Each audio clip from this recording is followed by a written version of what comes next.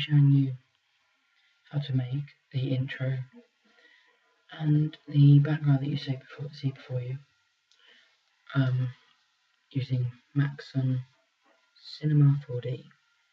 So subscribe, it's free, it is free. Alright, so let's get into it. So, first of all, you can go MoGraph, MoText. So if I click on that, up comes text. What you want to do is, what I normally do is I put the depth to 60, it's just a nice number. The subdivision always to 12, and the text, I don't know, something, whatever you want. I'll just put subscribe, shall I? It suits quite well. And obviously, if you want to tick the box on that, then I normally go middle. Oh God, spell subscribe wrong. What I didn't, just add an extra letter. Is that right? Yeah, that's right. Okay, then I can choose a font.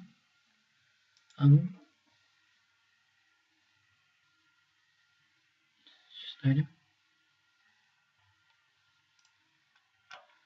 And I don't know, we'll go, I've got quite a nice one. I've got my,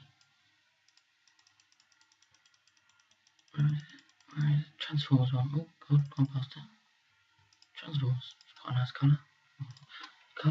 Colour yet, quite a nice text. So there we go. Okay, then we go to caps, for the cap for both of these. Then we go down, quadrangles you want to use. It just makes it a lot easier to divide by and stuff like that. So you click on this, you can rename it if you want. Like that. Then Control C, Control V, copy and paste, and you've got two of them. So then you take this on and you go half for 60, 30, half for 30, 15. Like that.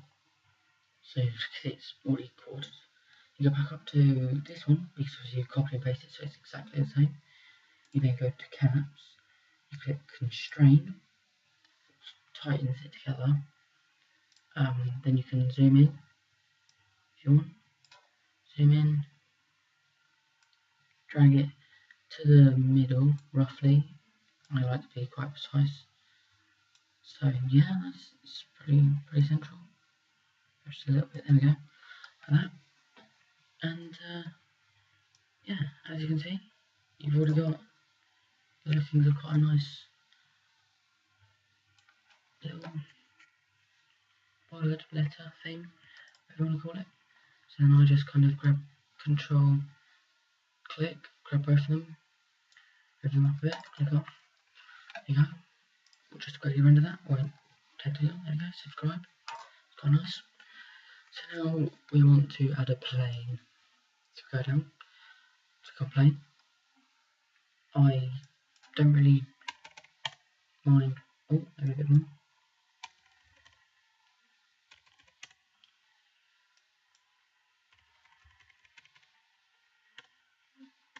There we go. So you just can't see the edge of the plane. And that one is done. Okay, so then if you go down to this box here, double click, and you get this map.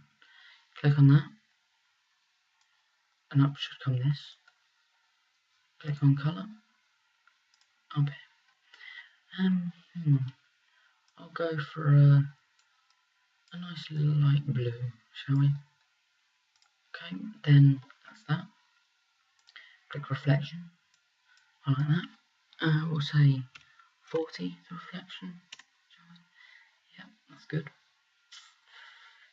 Then we go to specular here. We go to metal. This just makes it look metal, obviously, hence the name. And then take this one, you you click and drag to that one, and let's just have a quick look. There we go. quite nice. Alright, so then we want another colour, so we click again and click on that. Got to drag that across to the other screen. We'll go for a green. Yeah, let's have a fluorescent green. That'll be good. Alright, so clean reflection again. You don't want as much this time, so say 20%. Here we go.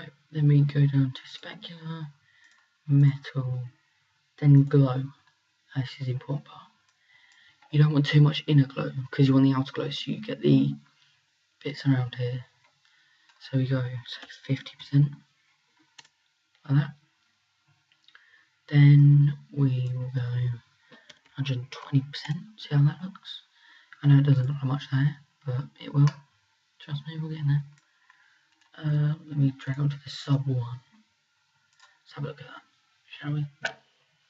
Might have to change the colours, they kind of clash. Alright, so here we've got the colours, and you think, oh, a bit clashy. So you just got to double click on this. God, stop going across. Drag across. I'm gonna go for a nice grey, so you can see that's changed like that. That should work now. There we go. Maybe just, where's the glow? There we go. Maybe just increase outer glow a bit. Got a bit of a sore throat. Yeah, yeah, that's good. That's good. Alright, so now let's change the colour of the plane. Now I don't really mind what colour, so I'll say white, but then we can put some reflection on it as well. We'll have it a bit more this time, so say 60% reflection. It's quite good. Oh no, let's go 75. Let's go 75, even number. Well, not even on, but 3/4. So then you drag and drop that onto the plane one. You can see, oh, it's pretty good. That. You've got that, and you can see that down here. You can see it's got the reflection. Alright, so then you might go, it's a bit dark in the actual render, so you click light, then you grab this, you pull it out from under, just zoom out of it, pull that up, and you've got your light source. Now what I normally do is I go to shadow here, I click on shadow maps soft, so that when you click the render, it gives the writing a nice little shadow effect to add a bit more contrast and a bit more detail instead of just having a floating word. So that's done. That doesn't take too long. It's neat, it's tidy, it's quick. And now you think, so I've got this. I can render this as a background. So if you want that, you go General, Output. I always put the output to 1280. This is pixels, and then to 720. So it just gives you that extra bit of high definition. Then you go to geometry, anti-aliasing, or whatever it is, can't say it. You go down to best. Then you go output, and you frame range. And this is important. If you go frame range, if you want a picture, then you can go current frame, so it's already done. Then you can go off. If you want, I'll leave that, we'll get to that later. So now, we've got that, and it's just rendering. So I'll be back when it's done. Alright guys, I'm back, and it's rendered, as you can see.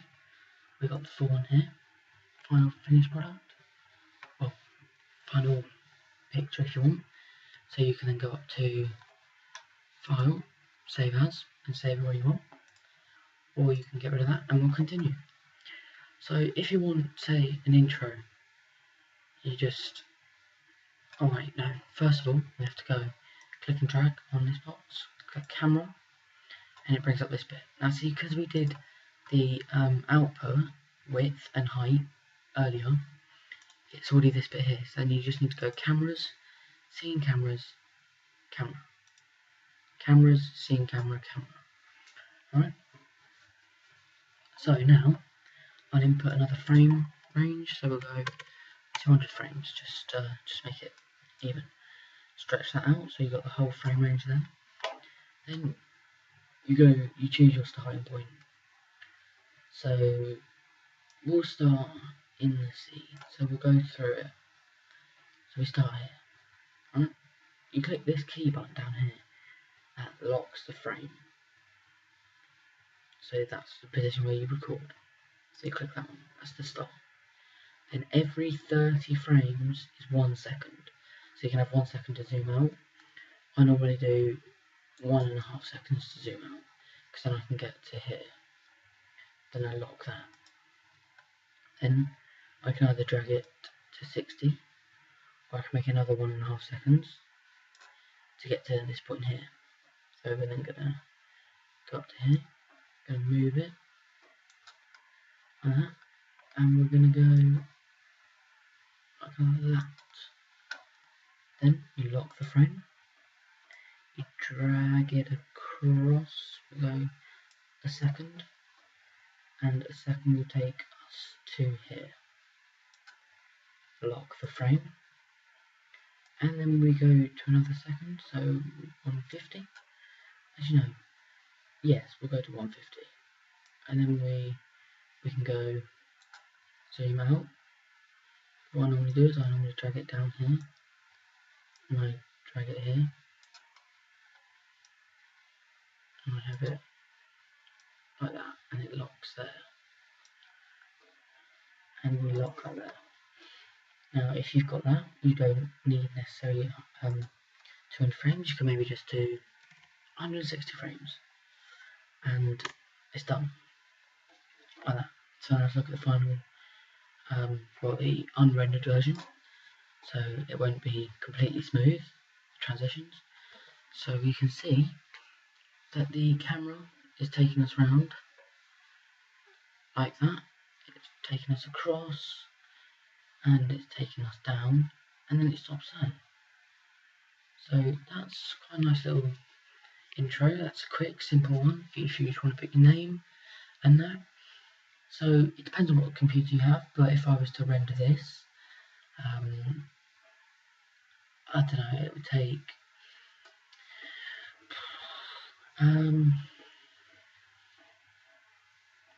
half an hour. Depends on, like I said, depends on what bit you're running. So I'm running 64-bit at the moment, so it should be quicker. But yeah, it all depends on what computer you have. As I said, it will take however long it takes. Alright, so I'm now going to render this. So we go up to here. You can see it's still in current frame. So we click on that. We go down to all frames. So it goes from 0 to 160. And that. You can see there.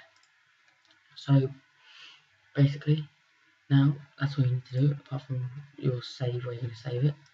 So I'll just save it to the desktop for now. Oh, gotta name it. YouTube, I don't know, whatever. And you click on that. Then you got that ready.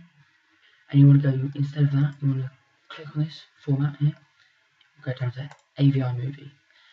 Like I said, it depends on if you run Windows or if you're on Mac. So if you're on Mac, it'll be QuickTime. But yeah, that's done. So then you don't need to worry about anything else because we did that earlier. So anti-aliasing, best. Save, output, it's all done. Just remember the 1280 to by 720. And I'm now going to render this. I will be back when it's done.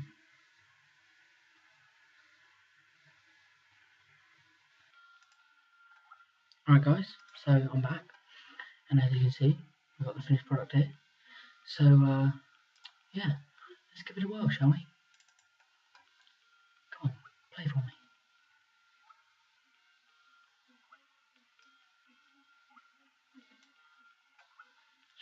try that again. There we go, guys.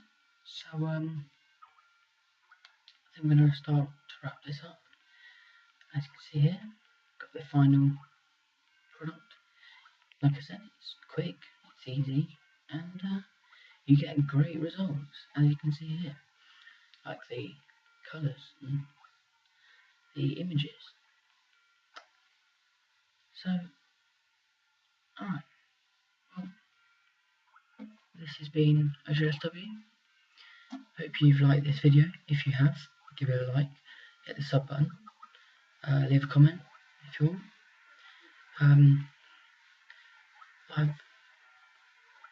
Yeah, I'll leave it there. Alright guys, cheers. So AzureSW, out.